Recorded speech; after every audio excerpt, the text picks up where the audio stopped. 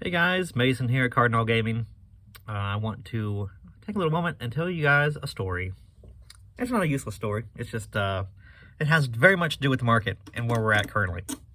So, don't think this is just like a humble brag or anything that I'm trying to just put out there, out in the ether. It does have a reason and does have a moral and a reason for me telling this. So, let's go back 2 weeks ago.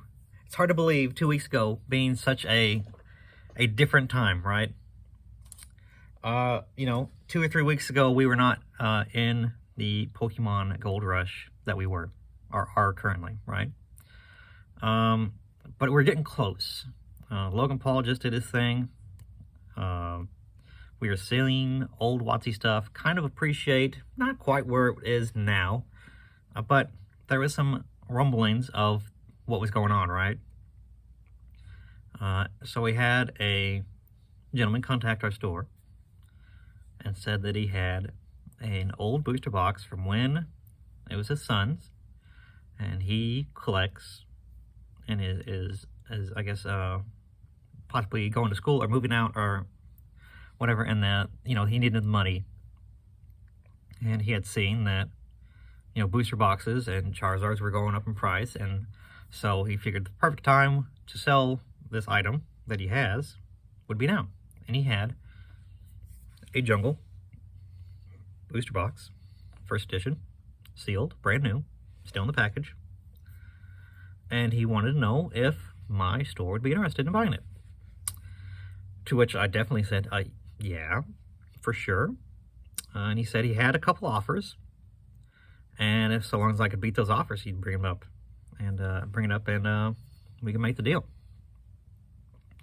And I don't want to say the number's not important, but know that I did what I felt was pretty aggressive at the current state of where those booster boxes were selling.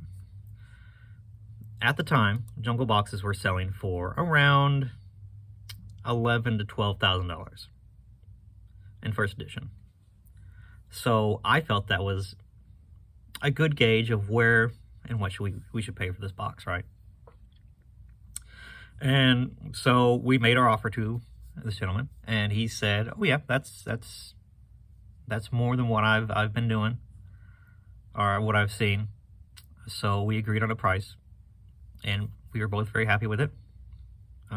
At the time, I thought, I could make a little quick money on this guy, because sealed stuff is very rare, very hard to find. So if there was a buyer out there, I could probably get it off to them very quickly, right? So we made the deal.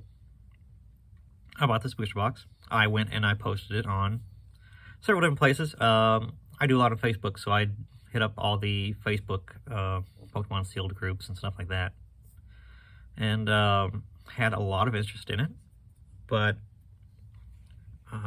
over the course of the week, that week, because I think I bought it on like a Tuesday, maybe it was a Wednesday, I don't remember what it was, but it was when like Logic was just buying his Charizard, and all that was like really rolling, right? So I put it up for what I felt. No, I didn't put up a price. I said, I'm interested in what people would want to pay for it. I know on eBay there's a couple sales here recently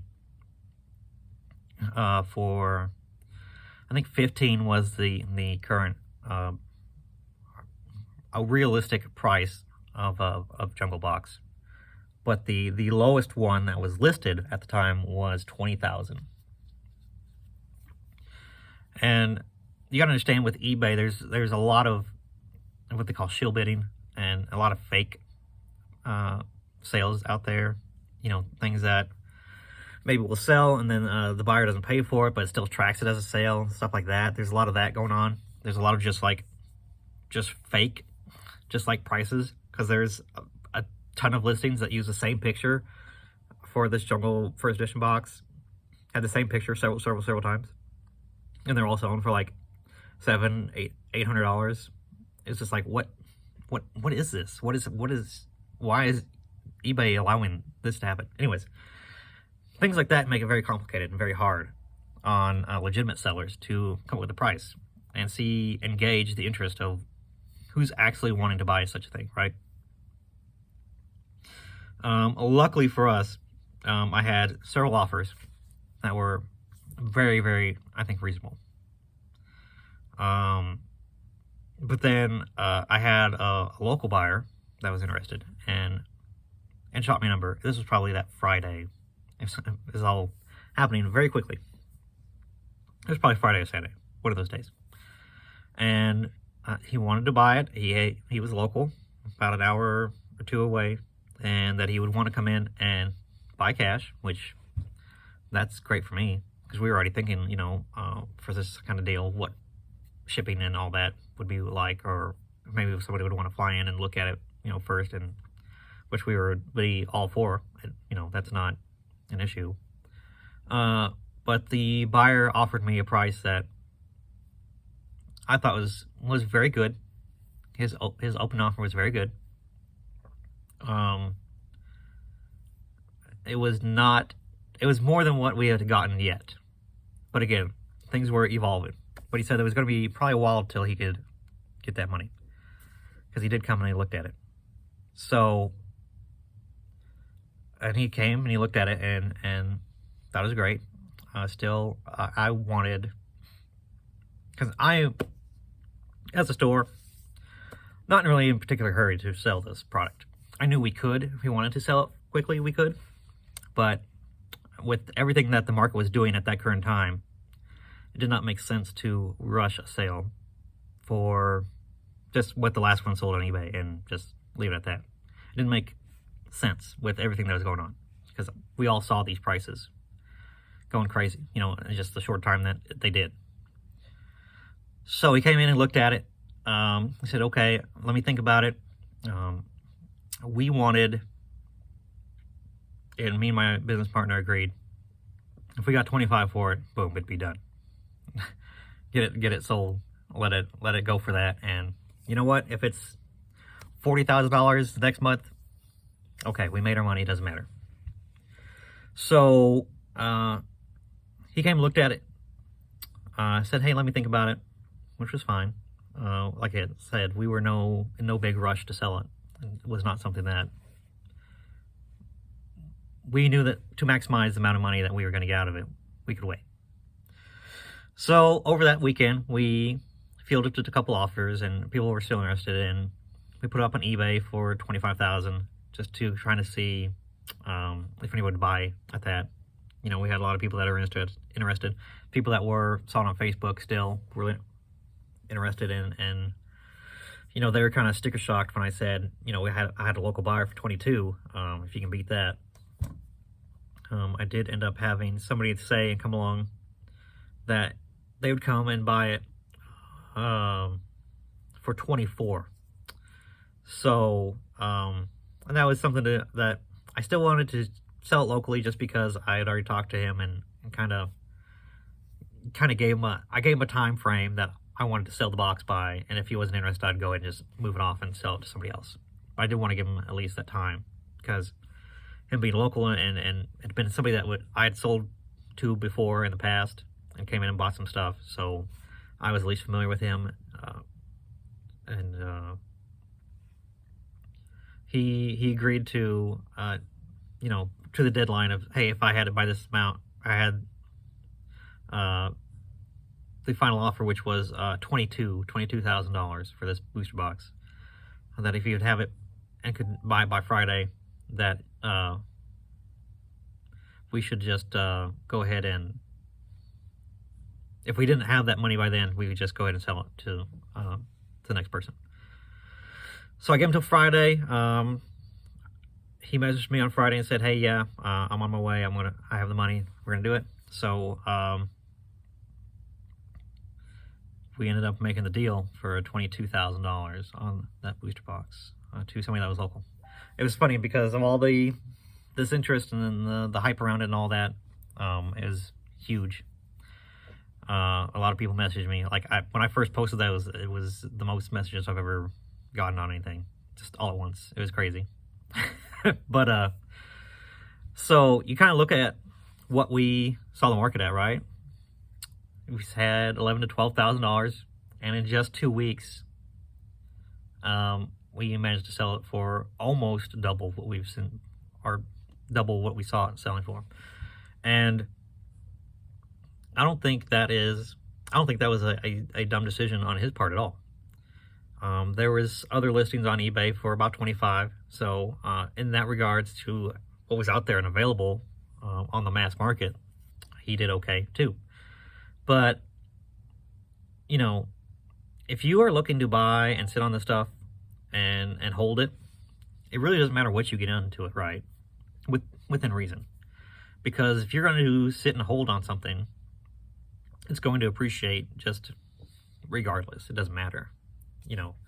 So when you see something local, and yeah, maybe it's a little more expensive, but you're okay with paying that a little extra money because it's local and you can get it quick, and if you're not in a big hurry to flip it or sell it, right, it doesn't matter what you buy it at. So, and he understood that, and he understands that now. You know, we talked about that, you know, but it was still in the range that if you needed money back out of it or whatever, you could definitely sell for that or get close to it, you know. So it was very low risk for him as an item.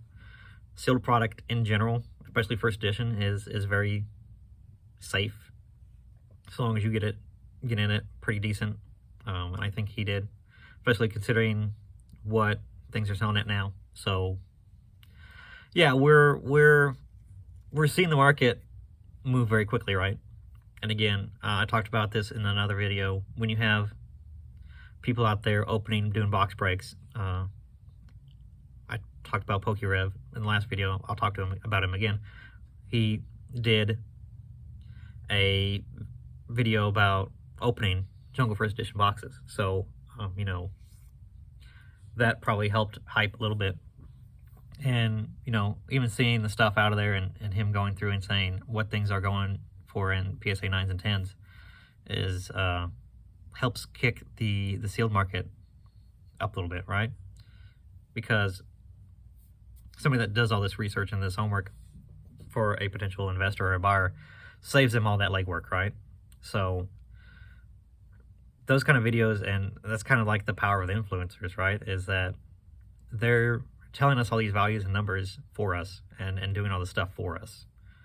So that's kind of like what happened in the 2 weeks that I kind of just lucked into this very rare WotC sealed product that I was able to do very well on, and you know, and find a buyer locally that, you know, I think is going to do well with it too. So that's kind of just the story of like the modern times right now, guys, and kind of like what can happen in just 2 weeks and what the market can do. So we got very lucky, but we are very happy with, you know, not being in a rush to necessarily sell it so quickly because we knew the market was trending up, right? So that's just where our heads were at. Kind of gives you an idea of what you should be thinking about too when you go and buy, and if you're picking up something to invest. If you're going to sit on it for a long time, you know, and if you can get it and you can go and see it in person and verify it and make sure it's the real deal, you're going to save yourself tons of you know, headache and that, and the potential for being scammed or ripped off goes way down if you meet with somebody in person and deal with maybe like a store or at least somebody that has, you know, valid, really good feedback and stuff like that. A lot of these groups do have feedback threads, but being a business kind of helps too. And, you know, kind of have you know, a reputation that I have to kind of hold up for my business. So that helps a lot too. So that's our Jungle Booster Box story. Hopefully you guys found it interesting. If you guys have any questions, let me know. Again, thanks for watching our videos. Appreciate you. And I got another video I'm going to sit down and do right now about some Charizards. So let's do that. And I'll talk to you guys and see you then. Bye.